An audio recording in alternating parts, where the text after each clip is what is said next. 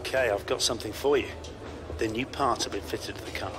The simulation numbers are good, so look forward to your feedback. Check out the details.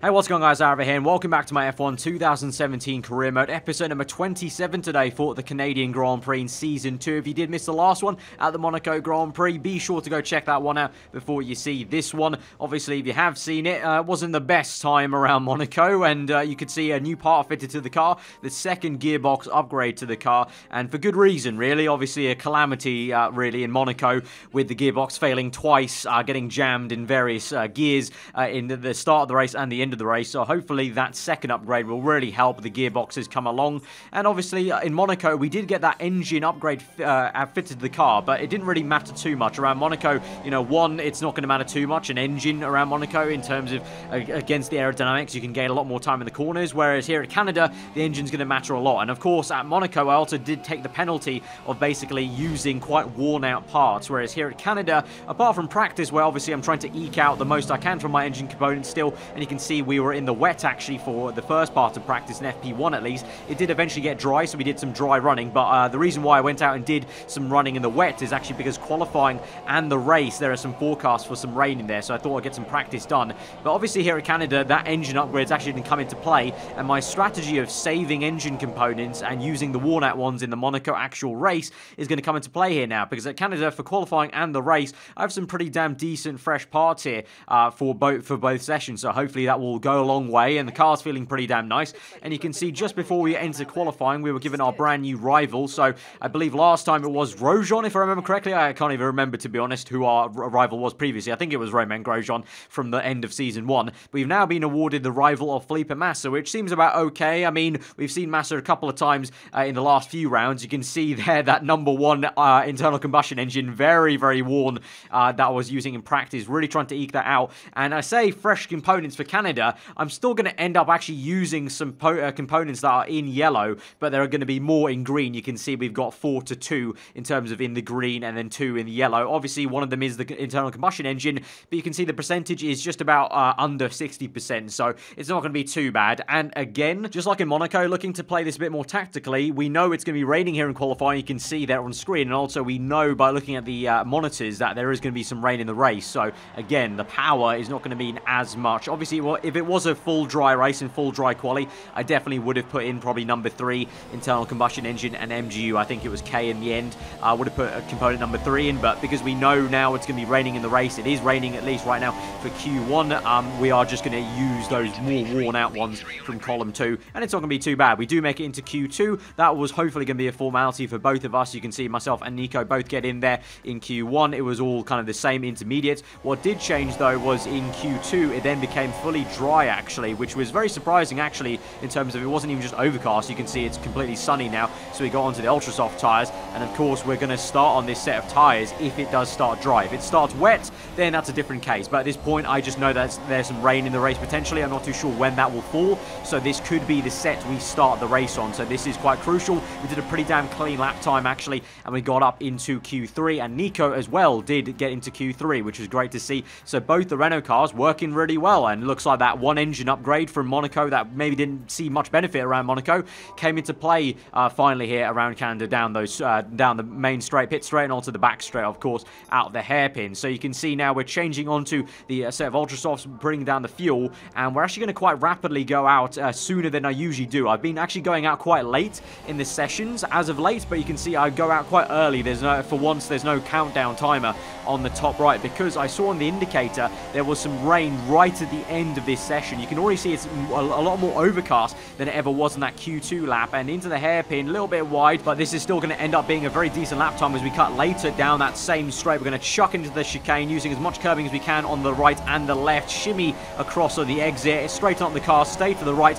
to come across the line, and it's a very, very decent lap time. Close at the moment between myself and Vettel there actually, and you can see as we fast forward, you can see that rain there on the indicator. So as we move on to view the live TV TV feed, you can see the Red Bull cars for now are in ultra softs as well as the Williams car, but you can see that track definitely looked a little bit damp. And then as we fast forward, Lewis Hamilton has pipped us to provisional pole position, but we're still there in second place. And as we look through, everyone is on intermediates, and we are going to end up this session in second place. None of the AI are obviously able to improve their lap times. Time and time again so far in the career mode, it's been kind of annoying that the AI always put in a banger lap time the second time round they go out, but obviously the second time they went out this time, it was on intermediate, so they weren't able to actually improve their lap time. So a little bit of luck in that sense, but still, we did the job when we had to, going out earlier and seeing that in hindsight that the rain was going to come down. And so we're going to start this Canadian Grand Prix on the front row, which is going to be absolutely awesome. As the drivers complete their preparations down below us on the grid, one man who's no stranger to the pre-race pressure is Anthony Davidson, who joins me in the commentary box today. Great to have you with us, Ant. I'm sure you can tell us all about what goes through a driver's head before lights out. But from the moment qualifying's over, you start to feel the adrenaline in your body build up and the buzz in your stomach as you anticipate the run down into turn one. It's all a bit like going into battle, and the unknown situation makes you nervous. Those pre-race nerves are a good thing. The day you don't have them means that you don't care anymore. And of course, you have to make sure that all the procedures are second nature to you, so that they're not taking up too much of your capacity. Well then, after an exciting qualifying session yesterday, let's take a look at how the cars line up. An immense lap from Lewis Hamilton yesterday puts him on pole position, and a Renault alongside. Looking down the rest of the grid, we have Vettel, Bottas, Kimi Raikkonen and Verstappen, Ricciardo, Massa, Perez and Nico Hülkenberg, Grosjean, Ocon, Lance Stroll and Kvyat, Magnussen, Sainz, Fernando Alonso and Stoffel van Dorn, Ericsson and Pascal Wehrlein completes the grid. Right, so here we are taking up our grid slot on the first row of the Canadian Grand Prix. Of course, we're not actually a stranger to the first row so far in this career mode, as obviously at the end of Season 1, we did get elevated to the front row due to some engine penalties. But obviously this time, there was no one ahead of us with penalties. We're there because of our qualifying time. But you can see it is dry, obviously, at the very start of this Grand Prix. It's going to be raining later on, so we do start on that set of Q2 Ultra Soft tyres. But it looks like it's going to be going to heavy rain at some point in this race. So very interesting race ahead of us. So here we go to 5 red lights to the Canadian Grand Prix. Let's try and make the most of it. Round number 7 of this season. 5 red lights are out and we're underway here, and it's a great start for us compared to Lewis Hamilton. Hamilton bogs down. We're into the lead by just an inch, but into turn 1 we have outbroken Lewis Hamilton, and we're up into first place of the Canadian Grand Prix as we go and barrel towards the end of sector 1, and Bottas is going to challenge Hamilton. He's up the order to P2, so that's absolutely amazing. A dream start for us here at the Canadian Grand Prix, and even better that Bottas is there in second place, because that means the 2 Mercedes cars will potentially fight, and that will give us a little bit of breathing room. Hopefully, that's the hope at least. But as we go down the back straight here, you can see Hamilton having to chase after, and the 2 Ferraris not too far behind. But for now, we are ahead, and for now, we can try and control, I say control in air quotes, control this race as best we can. But although at the moment you can see the Mercedes cars obviously are going to catch us a little bit in a straight line and the corners, but down to the hairpin, let's try and see what the pace is like down this back straight. This will kind of give us an inkling of how we're going to do this afternoon. Up into rich mix, obviously we've overfueled the car once again as we cut swiftly on to the end of that main straight just to cut out some time. We go through the final chicane, and as we look behind us on the mini-map as well, you can see we are gaining a little bit of a gap. Obviously he's taking the fast lap of the Grand Prix as we're leading the race at the moment on lap 1, but it wasn't too bad. The Bottas didn't catch us as rapidly as I thought he would down that main straight. As we quickly move on to lap 4 now, you can see Hamilton is overtaking Bottas. I think they went side by side into the chicane potentially in the final corner, but you can see in the mini-map we are gaining quite a bit on the 2 Mercedes. You know, not actually quite a bit, it's probably an underestimation. We're getting a lot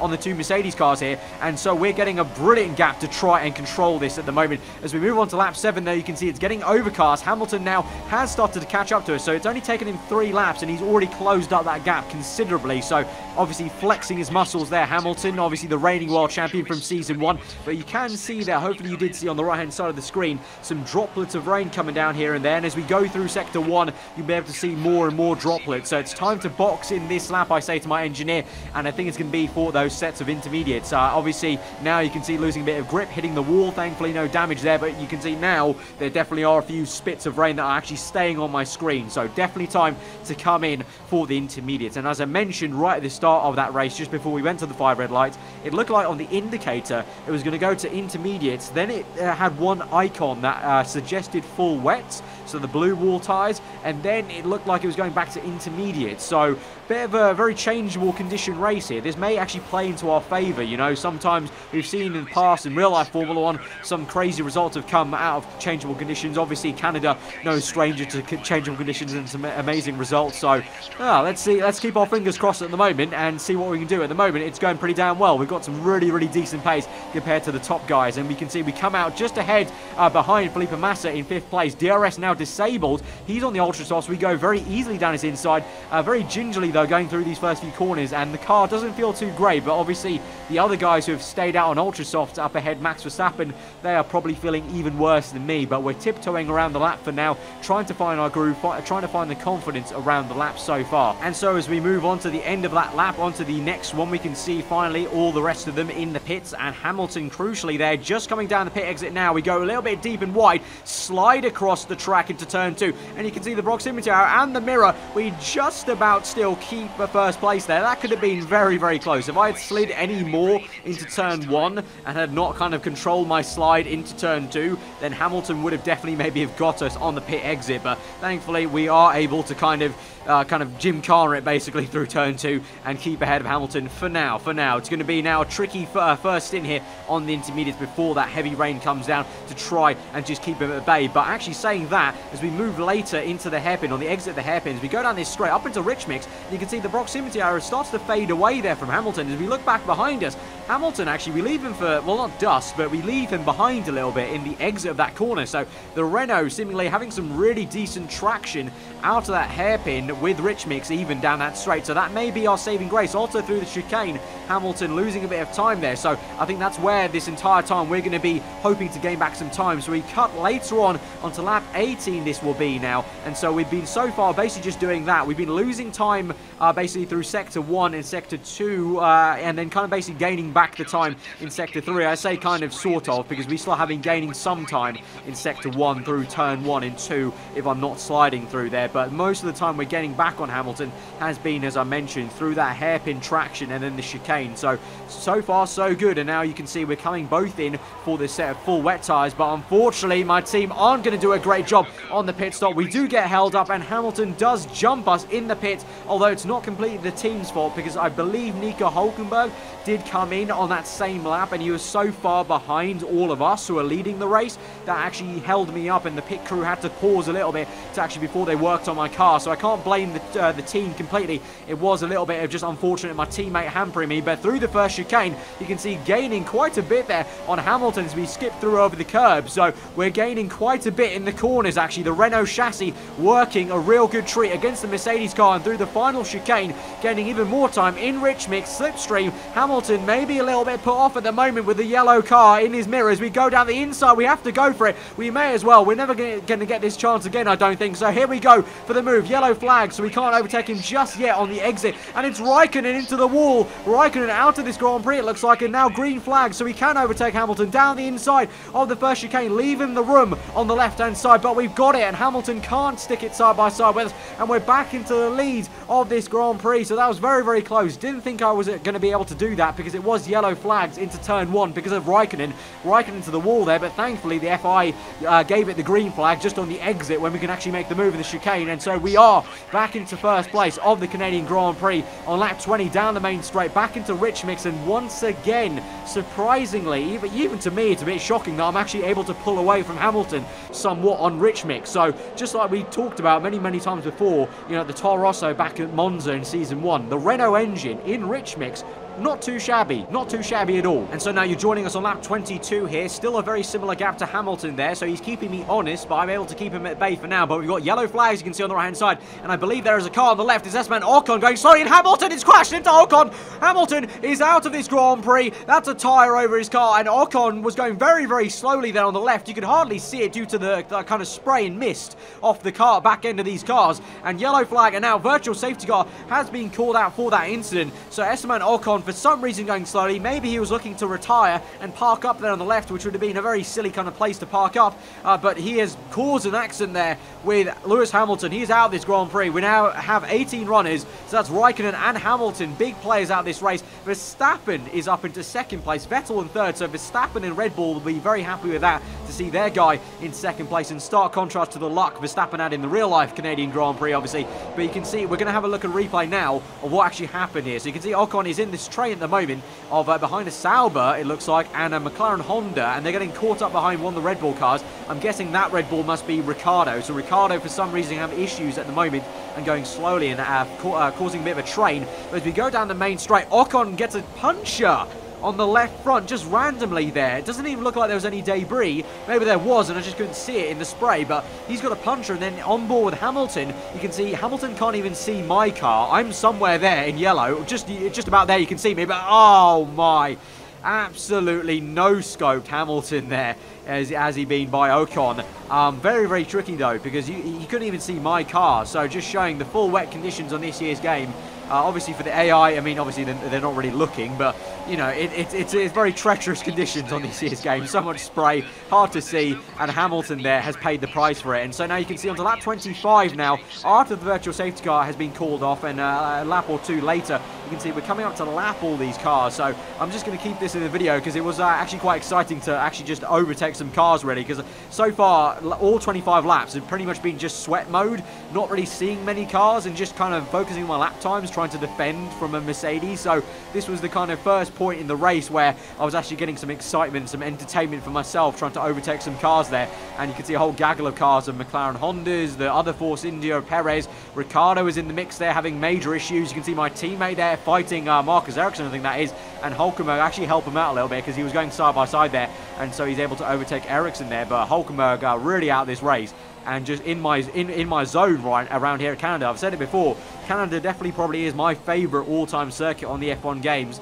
and you know, at the moment it's coming in clutch at the moment. But you can see as we move later into that lap 27, yellow flags are out. There's an incident and a safety car has been called out because of it, and it's Sebastian Vettel that's out of this race, so a third big player out of this Canadian Grand Prix. This has been an absolute madness. Simply put, it's been a crazy, crazy race. Let's look at what actually happened with Vettel. I thought initially, whilst I was driving, Vettel had crashed, but unfortunately for him, it looks like just some bad luck, and it's an engine failure or something like that, and he's out of this race. So safety car is out. You can see we have called in to the pit because now it's time for the intermediate. My engineer has been saying it's a little bit debatable what tyre it could be on, but we're just going to make the call because we've got at least 2 laps under the safety car, I would assume, basically. So we're going to come in. Hulkenberg, thankfully for him and for me, did not come in at the same time, and I was already ahead of Hulkenberg, obviously. So we're coming in now for the set of green wall intermediates, and that will see us to the end of the race. So now it's a case of controlling the race.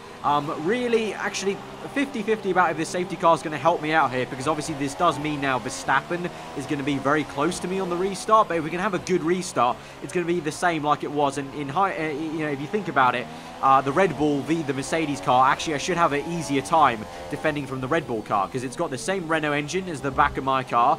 The only thing differentiating it is it's potentially got a bit better aero than the Mercedes for the corners. But you can see on lap 30 now, we're going to come for the safety car restart. It's going to come in this lap. There you go. The graphic is updated, and the safety car does interestingly ghost a little bit and has a cloaking device. But we're going to now slow things down, basically. Obviously now, if you don't know how it works, on the safety car restart, if you're leading the train, you control the pace. You effectively become the safety car, and I can control the pace of this race, and I can choose when to bolt. So I'm going to go in lean mix for now. Now we're up in rich mix, and we're going to do a bit of weaving, try and warm up the intermediate tyres, and then basically at some point I'm going to jump the gun and basically say it's time to go racing. But for now, just backing up the cars, you can see the train forming there, and we need to get the best exit we can off this restart on that Red Bull. The third car appears to be a Force India, but it looks like on the left-hand side it's Stroll. But now you can see this is where I'm bolting through the chicane, take it nice and easy on the entry, but then the exit, plant the power, green, green, green is gone, and down the main straight on towards lap 31. You can see it has been a pretty damn decent start there. I think there's a few lap cars in the background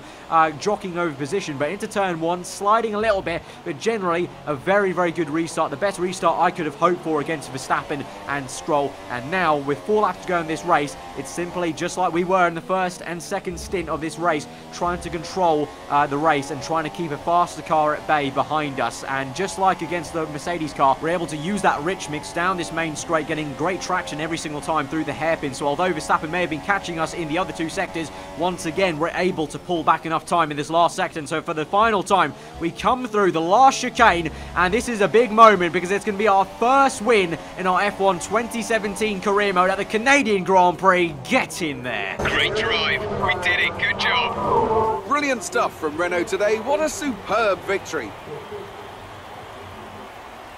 Anthony, what do you think made the difference here? Well, they clearly have a car that comes alive in the kind of conditions we were dealing with today. It's a very balanced package in the wet, and what that means is that the drivers have confidence to attack.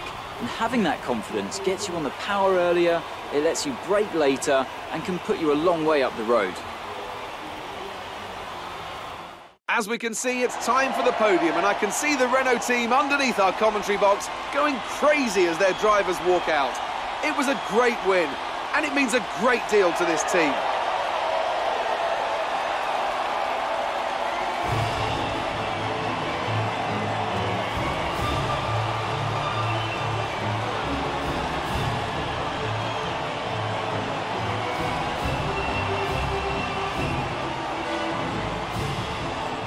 So I thought I'd play out the entire podium sequence in its entirety with Crofty speaking, because this is the first time that we're involved in the podium sequence as the top step, as the winner of this race. Absolutely crazy race. Three main guys out there. Hamilton, both Ferrari cars, so madness in that sense. We saw a really spectacular crash between Hamilton and Ocon, and then obviously the very start of the race for us to get into the lead with such an electric start off the line.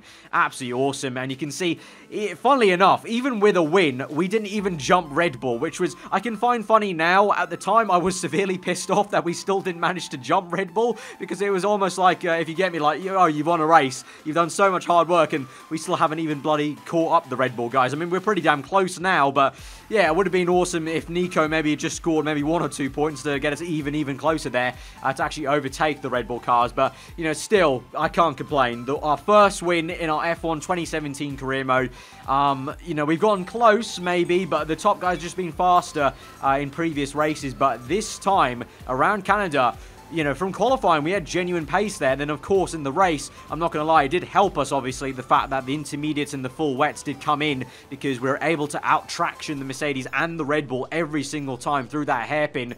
And then the rich mix, I was always constantly just using it down that back straight, and then I was in lean or standard through the first 2 sectors. So, using that quite tactically throughout the entire race, and a very sweaty race, really. There wasn't a lot of action for you guys to see, but for me, it was a very intense race to actually do. And you can see we did buy a second upgrade on that durability for the internal combustion engine. Obviously, as I mentioned in the Monaco Grand Prix, I want to get that shortcut to that huge fuel power saver, whatever upgrade it is on that top part of the R&D tree for the powertrain. So that's why I'm buying the durability upgrades. Obviously, those can't actually fail, and they're only 500 a piece. And obviously, at the moment, because we don't have the core competencies, the R&D tree for the powertrain would take 2 weeks anyway. So that's the same as doing 2 durability upgrades. So it's kind of going to work out the same way. At least to my mind, it kind of works out. And also, as I said, long-term plan, it's going to be good to have these durability upgrades there for the next few races. And then obviously, maybe in the future, we are sticking with Renault indeed for Season 3. But guys,